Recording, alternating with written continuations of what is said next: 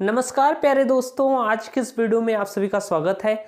आज के इस वीडियो में मेरे प्यारे साथी हम सभी बात करेंगे भारतीय नागरिकता अधिनियम जो 1955 में आया, और साथ ही ये भी हम जानेंगे जो इसमें बताया गया है कि भारत में या भारत की नागरिकता प्राप्त करने की वो कौन सी 5 विधियां हैं, उन सब के बारे में एकदम डिटेल में पढ़ने वाले हैं। तो इस वीडियो को लास्ट तक देख लीजिएगा प्यारे साथी। ये है हमारा पॉलिटी फाउंडेशन बैच, जिसका वीडियो नंबर 3 आपके सामने है। मेरा नाम मिलन मिश्रा है। चलिए शुरुआत करते हैं इस बेहतरीन से वीडियो की। प्यारे साथी, अगर हम बात करें जो आपका है इंडियन सिटीजनशिप एक्ट, यानी जिसे हम भारतीय नागरिकता अधिनियम कहते हैं, 1955 में लाया गया। इसके लाने का मुख्य मकसद ये था कि आखिर अगर कोई भी व्यक्ति बाहर का है या देश का है, वो भारत की नागरिकता कैसे प्राप्त कर सकता है, उसके बारे में आपको इसी में बताया गया है। भारतीय नागरिकता अधिनियम के तहत बताया गया है। तो इसमें प्यारे साथी भारत की नागरिकता प्राप्त करने की 5 विधियां बताई गई हैं। प्यारे साथी, आप लिखिएगा कि इसके अंतर्गत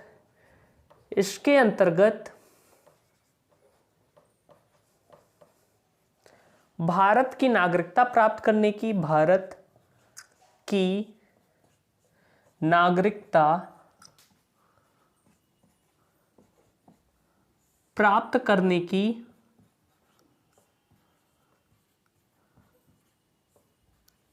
5 विधियों का वर्णन मिलता है। किनका वर्णन मिलता है प्यारे साथी? 5 विधियों का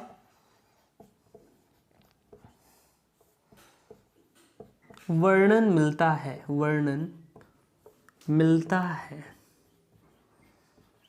प्यारे साथी, ये जो आपका है भारतीय नागरिकता अधिनियम, ये 1955 में लाया गया था, और इसमें टोटल 5 विधियां बताई गई जिससे कोई भी व्यक्ति भारत की नागरिकता प्राप्त कर सकता है। तो इसके अंतर्गत 5 भारतीय नागरिकता प्राप्त करने की 5 विधियों का वर्णन मिलता है, और हम टाइप वाइज सारी चीजें जानेंगे। वो 5 विधियां जानेंगे इस वीडियो के अंतर्गत कि कौन कौन सी विधियां हैं। अगर हम पहली विधि की बात करें प्यारे साथी, तो वो है जन्म के आधार पर। जो आपकी पहली विधि है प्यारे साथी नागरिकता प्राप्त करने की, भारतीय नागरिकता प्राप्त करने की, वो क्या है कि जन्म के आधार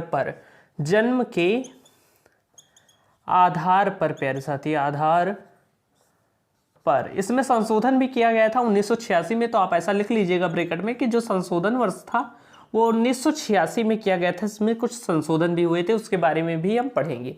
अगर हम बात करें प्यारे साथी जन्म के आधार पर, तो इसमें क्या कहा गया कि जब भारत का संविधान लागू हुआ तो जितने लोग भारत के अंदर थे सबको भारत की नागरिकता दे दी गई थी। लेकिन बाद में क्या हुआ कि हमेशा तो ऐसा किया नहीं जा सकता, क्योंकि जब भारत का संविधान लागू हुआ था 26 जनवरी 1950 को, तब तो ऐसा कर दिया गया था कि जितने लोग भारत के अंदर थे सबको भारत की नागरिकता दे दी गई थी। लेकिन इसी में कुछ संशोधन हुआ था 1986 में, और इस संशोधन होने के बाद क्या करा गया कि 1986 के बाद जितने भी लोग भारत में जन्म होंगे, यानी कि जितने भी बच्चे भारत में पैदा होंगे, अगर उनके माता पिता भारत के नागरिक हैं तो उन सबको भारत की नागरिकता दे दी जाएगी। आप लिखेंगे जन्म के आधार में क्या कहा गया कि भारत में जन्मे उन सभी बच्चों को भारत की नागरिकता दी जाएगी जिनके माता पिता भारत के नागरिक हैं। इसमें यही बताया गया है कि जन्म के आधार पर नागरिकता कैसे मिलेगी कि भारत में जन्मे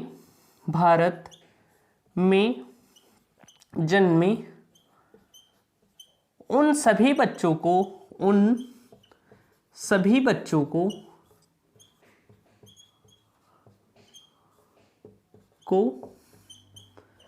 भारत की नागरिकता दी जाएगी। भारत की नागरिकता दी जाएगी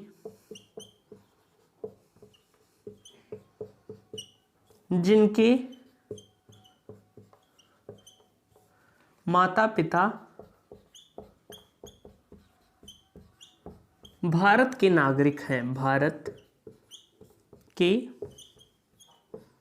नागरिक हैं। प्यारे साथ देखिए कितने अच्छे तरीके से बताया गया है कि जन्म के आधार पर नागरिकता, जैसे हम सभी को कैसे नागरिकता मिली है, इसी के आधार पर मिली है, जन्म के आधार पर। क्योंकि हमारा जन्म भारत में हुआ, हमारे माता पिता भारत के नागरिक थे, तो हमें भारत की नागरिकता मिल जाएगी या मिल गई है प्यारे साथी।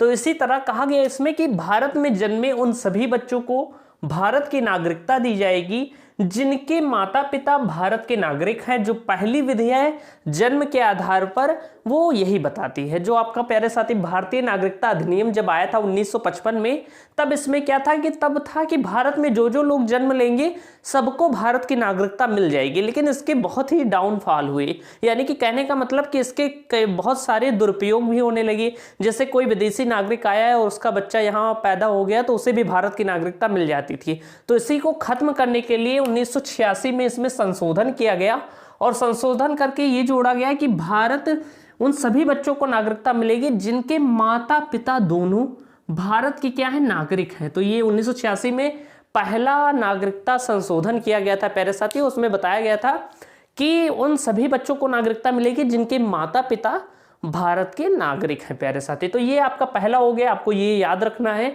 जो मुख्य चीज है कि भारत में जन्मे उन सभी बच्चों को भारत की नागरिकता दी जाएगी जिनके माता पिता भारत के नागरिक है। ये आपका जन्म के आधार पर नागरिकता मिलने का क्या है, नियम है प्यारे साथी, और ये आपका पहली विधि हो गई। अब इसके बाद बात करें कि अगर कोई बच्चा विदेश में जन्म लेता है तो उसे कैसे भारत की नागरिकता मिल जाएगी। तो इसके बारे में इसकी दूसरी विधि कहती है प्यारे साथी। तो दूसरी विधि जो है आपकी वो कहती है प्यारे साथी वंश के आधार पर, वंश के आधार पर भारत की नागरिकता, वंश के आधार पर प्यारे साथी। और इसमें भी संशोधन किया गया था 1992 में प्यारे साथी। अभी मैं संशोधन की भी बात करूंगा, लेकिन पहले हम बात करेंगे कि ये क्या है प्यारे साथी। इसमें क्या कहा गया कि जब ये दूसरी विधि जब 1955 में ये आया था, जो भारतीय नागरिकता अधिनियम आया था, तब इसमें क्या था कि जो लोग भारत के बाहर बच्चे पैदा होते थे, अगर उनके माता पिता में से पिता उसका भारत का नागरिक होगा तो उसे भारत की नागरिकता मिल जाएगी। लेकिन महिलाओं को ये नहीं प्राप्त था। लेकिन जब 1992 में इसमें संशोधन किया गया तो इसमें कहा गया कि कोई भी बच्चा अगर विदेश में जन्म उसका हुआ है और उसमें अगर उसके माता और पिता में से कोई एक भी अगर भारत का नागरिक है तो उसे भारत की नागरिकता दे दी जाएगी। कहने का मतलब पहले क्या था कि पहले किया गया था कि अगर कोई बच्चा भारत के बाहर जन्म लेता है तो अगर उसके पिता भारत के नागरिक हैं तो उसे भारत की नागरिकता मिल जाएगी। लेकिन इसके बाद क्योंकि हमारे संविधान में स्त्री पुरुष को समान अधिकार प्राप्त है, तो इसी में संशोधन किया गया कि सिर्फ पिता नहीं, चाहे माता और पिता में से कोई भी हो, अगर वो भारत का नागरिक है तो उसके बच्चे को भारत की नागरिकता मिल जाएगी अगर उसके बच्चे का जन्म विदेश में हुआ है। तो प्यारे साथी वंश के आधार पर क्या कहा गया कि विदेश में जन्मे उन सभी बच्चों को भारत की नागरिकता दी जाएगी, भारत की नागरिकता दी जाएगी जिनके माता या पिता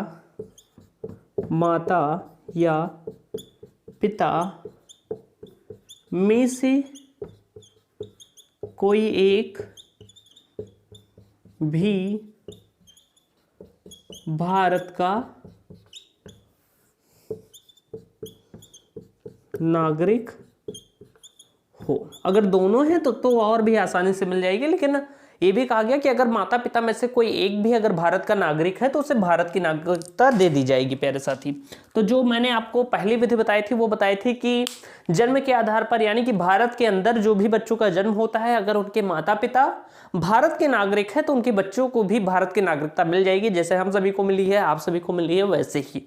लेकिन अगर दूसरे विधि की बात करें तो दूसरे विधि में क्या है, देखिए आप हमारा संविधान कितना सुंदर है, सारी चीजें ध्यान में रख रहा है। तो इसमें देखिए कि दूसरे विधि में बताया गया कि वंश के आधार पर, यानी कि अगर कोई बच्चा विदेश में जन्म लिया है और उसके माता पिता में से कोई एक भी अगर भारत के नागरिक हैं, उसकी माता, जो बच्चा जन्म लिया है उसके माता या पिता में से कोई एक भी अगर भारत का नागरिक है तो उसे भारत की नागरिकता दे दी जाएगी। ये माता या पिता वाला जो प्रावधान है ये 1992 में जोड़ा गया। पहले सिर्फ पिता का ही था। पहले क्या था, 1992 के पहले कि विदेश में कोई भी बच्चा जन्म लेता था तो उसमें ये था कि उसका पिता भारत का नागरिक होना चाहिए, तभी उसे भारत की नागरिकता मिलेगी। लेकिन बाद में 1992 में इसमें संशोधन किया गया और फिर कहा गया कि चाहे माता, क्योंकि हमारे संविधान में स्त्री पुरुष दोनों को समान अधिकार प्राप्त है, तो कहा गया कि चाहे माता या पिता में से कोई भी एक अगर भारत का नागरिक है और अगर उसके बच्चे का जन्म विदेश में हुआ है तो उस बच्चे को भारत की नागरिकता दे दी जाएगी। इसके बाद प्यारे साथी तीसरी विधि की बात करें, ये तो हो गया आपका पहली विधि, ये हो गई दूसरे विधि वंश के आधार पर। अब हम तीसरे विधि की बात करेंगे प्यारे साथी, तो मैं इसे इरेज कर देता हूं, आप इसे इसका स्क्रीनशॉट ले लीजिएगा और इरेज करके फिर मैं बात करता हूं तीसरी विधि की। पांचों विधियां हम समझने वाले हैं एकदम बेहतरीन तरीके से और आपको एकदम बेहतरीन तरीके से सारी चीजें बताने वाला हूं। आई होप आपको ये वीडियो पसंद आ रही होगी, तो वीडियो को लाइक कर दीजिएगा और चैनल को भी सब्सक्राइब कर दीजिएगा प्यारे साथी। तो चलिए अब हम बात करते हैं तीसरी विधि की।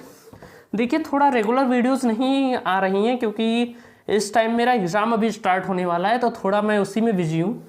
जैसे एग्ज़ाम मेरा हो जाए फिर उसके बाद मैं कोशिश करूँगा कि आपके रेगुलर में वीडियोज़ आपके लिए लाया करूँ। अब ये तो दो विधियां हमने जान ली, पहला था जन्म के आधार पर और दूसरा था वंश के आधार पर। अब हम बात करेंगे प्यारे साथी तीसरी विधि की, और जो तीसरी विधि है प्यारे साथी वो आपका है पंजीकरण द्वारा। क्या है? पंजीकरण द्वारा। यानी कि अगर हमें भारत की नागरिकता प्राप्त करनी है, अगर हम उन दोनों क्राइटेरिया में नहीं आ रहे हैं, तो तीसरी विधि है कि पंजीकरण द्वारा हमें भारत की नागरिकता मिल सकती है।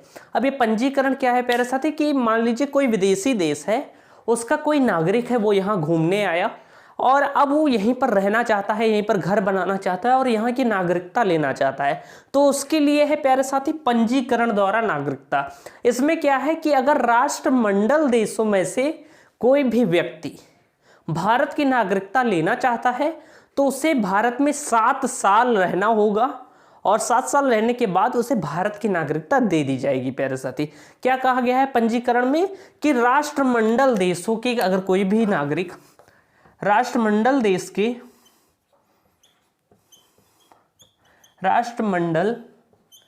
देश में रहने वाला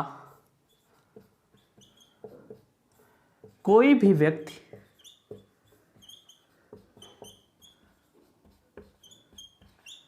यदि भारत की नागरिकता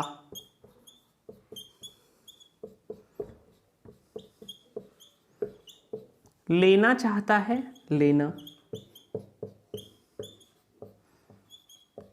है तो उसे भारत में कम से कम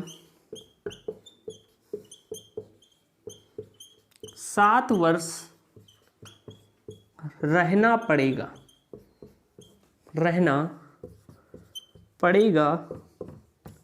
उसके पश्चात उसे भारत की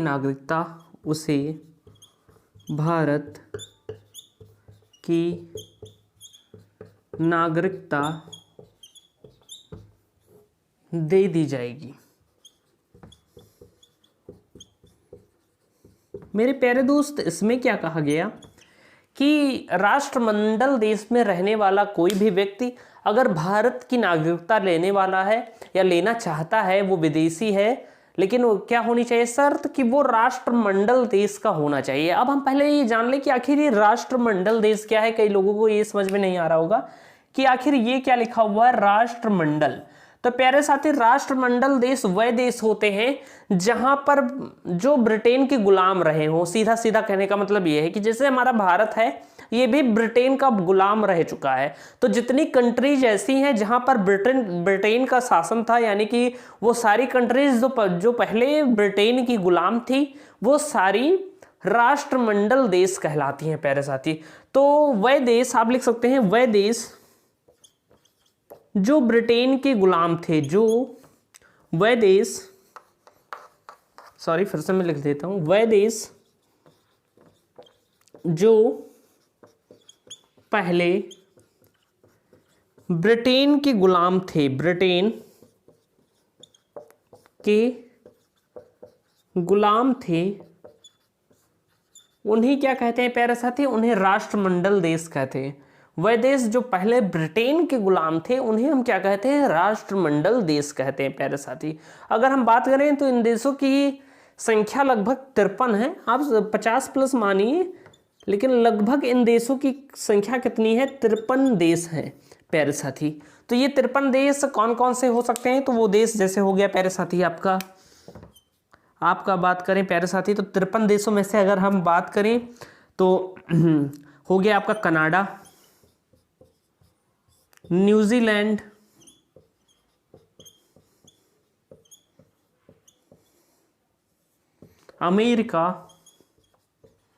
अमेरिका वैसे ब्रिटेन का गुलाम था लेकिन इसने राष्ट्रमंडल देशों को ज्वाइन नहीं किया, लेकिन इनके लिए है। इसके बाद अगर हम बात करें प्यारे साथी, पाकिस्तान हो गया आपका, ये भी उसका गुलाम था पहले ना, क्योंकि पहले भारत में ही था।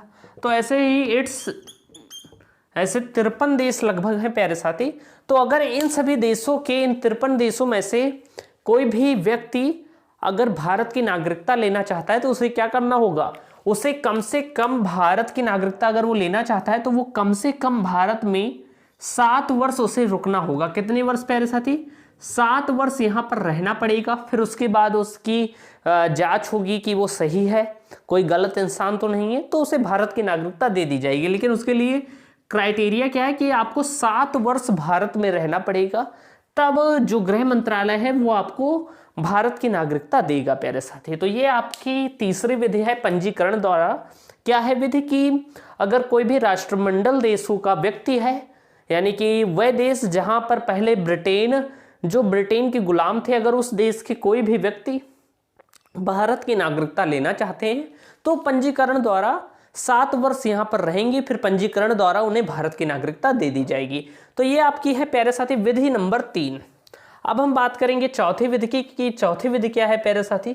तो चलिए अब हम उसकी भी बात करते हैं। एकदम बेहतरीन तरीके से आपको मैं सारी चीजें बताते हुए चल रहा हूं, एकदम आराम से वीडियो देखिएगा तो आपको सारी चीजें यहाँ पर कंफर्म हो जाएगी और सारी चीजें आपको साथ में तैयार भी होती रहेंगी। चलिए एकदम बेहतरीन तरीके से मैं आपको सारी चीज़ें बताते हुए चल रहा हूँ। आई होप आपको ये वीडियो पसंद आ रही होगी। इसके बाद अगर हम बात करें प्यारे साथी, नागरिकता प्राप्त करने की जो चौथी विधि है वो है देशीकरण द्वारा। अब आप इसे भी समझिए कि आखिर देशीकरण द्वारा कैसे हम नागरिकता प्राप्त कर सकते हैं। अब देखिए प्यारे साथी क्या है कि देखिए हमारे संविधान में सारी बातों का ध्यान रखा गया है। अगर कोई व्यक्ति ऐसा है जो राष्ट्रमंडल देशों में नहीं आ रहा है और उससे बाहर आ रहा है किसी कंट्री से, मतलब जो 53-54 देश हैं जहां पर ब्रिटेन का शासन था, जो ब्रिटेन के गुलाम थे, अगर उनके अतिरिक्त कोई भी देश का व्यक्ति भारत की नागरिकता लेना चाहता है, वो भारत में घूमने आया, उसे भारत बहुत सुंदर लगा, वो यहीं पर रुकना चाहता है और यहाँ की नागरिकता लेना चाहता है, तो उसके लिए क्या रूल है? तो जैसे सबको तो नागरिकता दे नहीं दी जाएगी, लेकिन एक विशिष्ट जो नियम बनाया गया है देशीकरण द्वारा, अगर कोई भी राष्ट्रमंडल देश से बाहर का व्यक्ति भारत की नागरिकता लेना चाहता है तो उसके लिए क्या रूल है कि देशीकरण द्वारा वो भारत की नागरिकता ले सकता है। लेकिन देशीकरण में क्या है कि कुछ रूल है। रूल क्या है प्यारे साथी कि सबको तो नागरिकता भारत दे नहीं सकता, सिर्फ उन लोगों को देगा प्यारे साथी। इसमें रूल है कि जो देशीकरण से भारत की नागरिकता लेना चाहता है उसे कम से कम, विधि है प्यारे साथी कि कम से कम एक भाषा का ज्ञान होना चाहिए। भारत की एक भाषा का ज्ञान होना चाहिए, ज्ञान होना चाहिए प्यारे साथी। यानी कि अगर कोई देशीकरण द्वारा कोई राष्ट्रमंडल देश से बाहर आता है, बाहर का है और वो भारत की नागरिकता लेना चाहता है तो वो क्या करना होगा उसे कि उसे कम से कम भारत की एक भाषा का ज्ञान होना चाहिए। वो किसी ना किसी एक क्षेत्र में निपुण हो, चाहे वो कला या वैज्ञानिक क्षेत्र में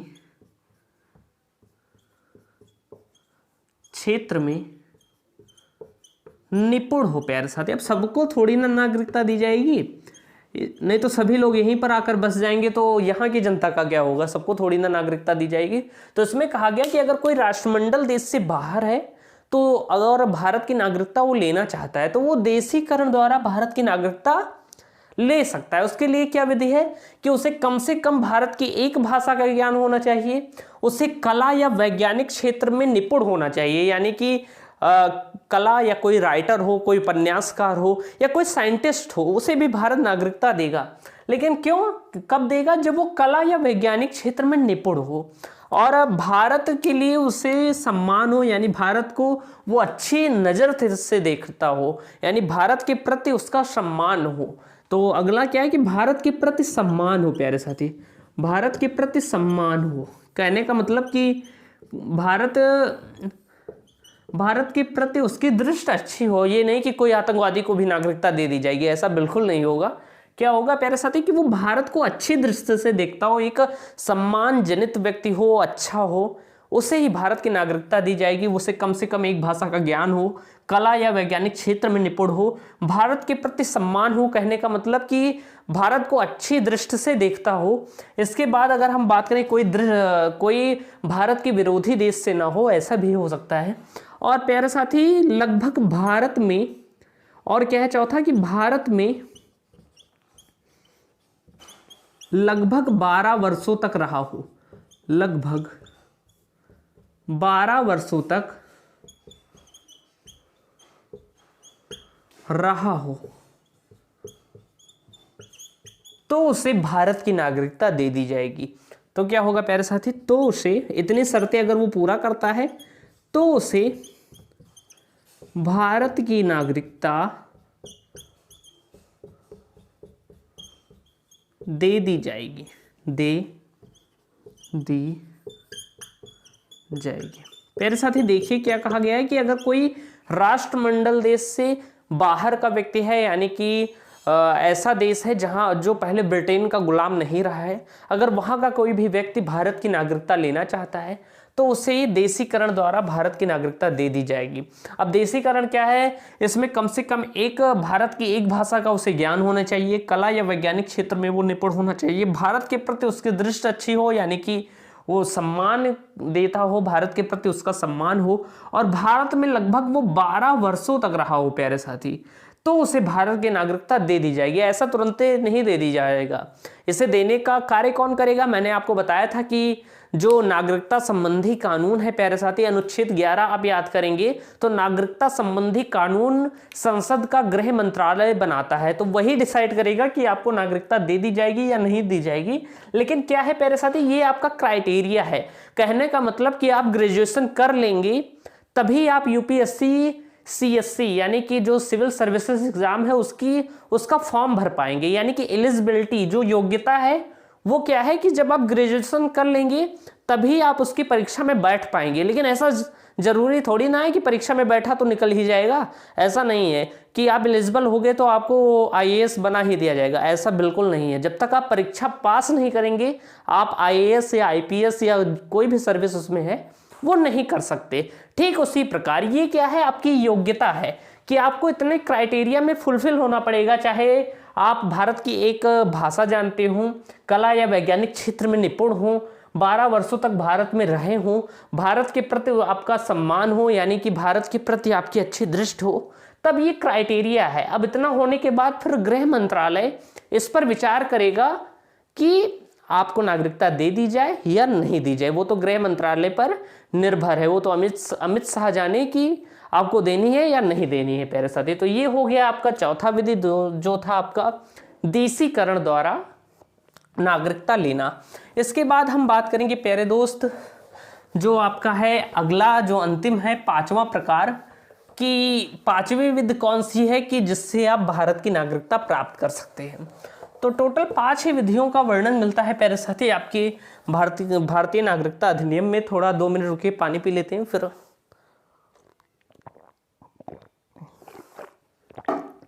चलिए अब हम बात करते हैं, थोड़ा क्या होता है कि पढ़ाते पढ़ाते गला भी सूख जाता है, और आप वीडियो को लाइक कर दिया कीजिए। अब हम बात करेंगे 5वीं विधि जो है आपकी प्यारे साथी। 5वीं विधि जो है वो है अर्जित भूमि। अर्जित भूमि, यानी पांचवी विधि द्वारा क्या है कि आप अर्जित भूमि द्वारा भारत की नागरिकता प्राप्त कर सकते हैं। लेकिन ये अर्जित भूमि तो कोई ऐसा ना समझिएगा, मैं बता रहा हूँ अर्जित भूमि क्या है। मान लीजिए प्यारे साथी कि भारत किसी देश को या किसी देश के राज्य को अपने हिस्से में मिला ले। अगर कोई देश या कोई देश का राज्य भारत में मिलना चाहता है, और भारत, क्योंकि आप देखे होंगे तो अनुच्छेद 2 कहता है कि संसद को यह शक्ति है कि वो बिना राष्ट्रपति के अनुमति के भी किसी भी देश या राज्य को भारत में मिला सकती है, अगर कोई देश या राज्य भारत में मिलना चाहता है। ठीक उसी प्रकार से अगर भारत किसी भी देश के टुकड़े या राज्य को या किसी देश को भारत में मिला ले तो वहां के सारे लोगों को भारत की नागरिकता दे दी जाएगी। यही है अर्जित भूमि। जिस प्रकार सिक्किम को जब भारत ने अपने भारत में मिलाया था, यानी संसद ने जब भारत में मिलाया था, तो संसद के सभी नागरिकों को भारत की नागरिकता दे दी गई थी। प्यारे साथी, इसका क्या है कि यदि संसद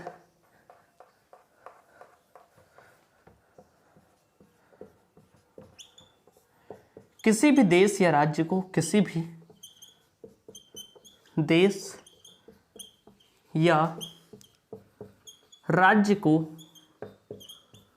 भारत में मिलाती है, भारत में मिलाती है, तो उस देश या राज्य के सभी लोगों को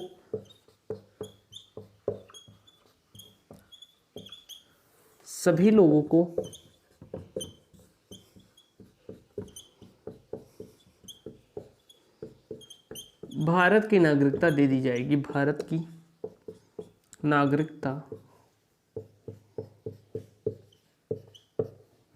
दे दी जाएगी। देखिए, संविधान में ये भी रूल बताया गया है कि भविष्य में भारत अगर किसी देश या राज्य को भारत में मिलाता है तो उससे वहां के लोगों को भी भारत की नागरिकता दे दी जाएगी। तो प्यारे साथ इसमें कहा गया है कि यदि संसद किसी भी देश या राज्य को भारत में मिलाती है तो वहां के जो व्यक्ति हैं सबको भारत की नागरिकता दे दी जाएगी। अगर आप इसका एग्जाम्पल जानना चाहें प्यारे साथी तो आपको पता होगा, मैंने एग्जाम्पल दिया था प्यारे साथी, जब मैंने आर्टिकल नंबर 2 पढ़ाया था तभी आपको दिया था कि जिस प्रकार 16 मई 1975 को सिक्किम को भारत में मिलाया गया था, सिक्किम को भारत में मिलाया गया, सिक्किम को भारत में मिलाया गया था, मिलाया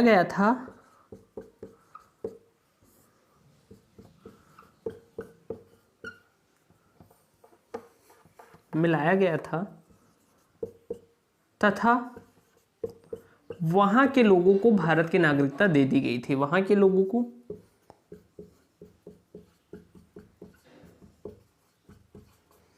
भारत की नागरिकता दे दी गई थी, भारत की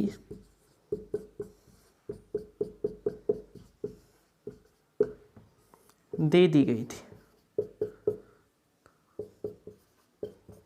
प्यारे साथी, मैंने आपको बताया था कि जैसे 16 मई 1975 को सिक्किम को भारत में मिलाया गया था और जितने भी लोग वहां के निवासी थे सबको भारत की नागरिकता दे दी गई थी। ये 5 विधियां थी प्यारे साथी भारत की नागरिकता अगर आपको प्राप्त करनी है तो ये 5 विधियां हैं भारत की नागरिकता प्राप्त करने की। आई होप आज की वीडियो आपको पसंद आई होगी और नेक्स्ट हम ये बताएंगे अगली वाली वीडियो में कि नागरिकता किस तरह खत्म होती है। तो उसके लिए नेक्स्ट वीडियो देखिएगा। तब तक के लिए धन्यवाद। जय हिंद, वंदे मातरम।